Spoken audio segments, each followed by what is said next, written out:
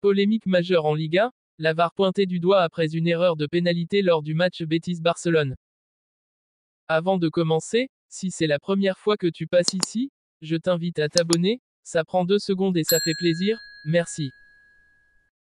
Le football espagnol est une fois de plus en proie à une controverse liée à l'arbitrage vidéo, VAR, après le match spectaculaire opposant le Real Betis au FC Barcelone, qui s'est soldé par un score de 2-2.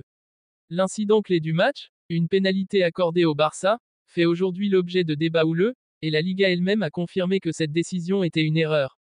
Les faits, un pénalty controversé. L'action incriminée s'est déroulée à un moment crucial du match. Frenkie de Jong, milieu du FC Barcelone, semblait avoir été bousculé dans la surface par un défenseur du Betis. Après une brève consultation de la VAR, l'arbitre a désigné le point de pénalty, permettant au Barça de revenir au score. Cependant, les ralentis diffusés après la rencontre montrent clairement qu'il n'y avait pas de contact suffisant pour justifier une faute. Réaction officielle, la Liga reconnaît l'erreur.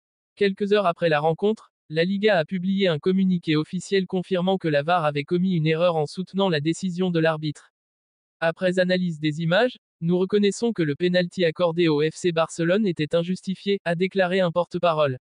Cette reconnaissance officielle est rare et a immédiatement suscité des réactions mitigées. Si certains saluent la transparence de la Liga, d'autres critiquent le système, estimant qu'il n'est pas à la hauteur pour un championnat de cette envergure.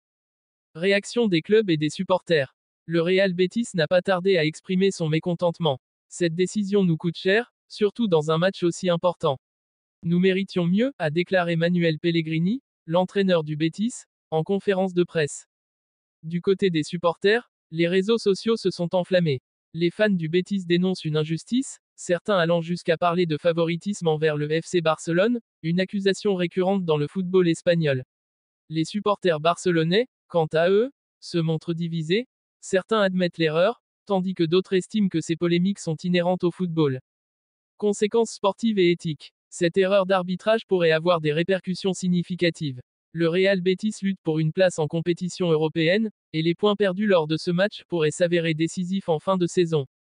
Sur le plan éthique, cet incident relance le débat sur la fiabilité de la VAR.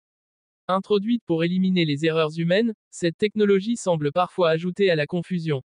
La Liga a annoncé des mesures pour améliorer le processus, notamment une formation plus rigoureuse des arbitres et un meilleur encadrement des décisions prises avec l'assistance vidéo.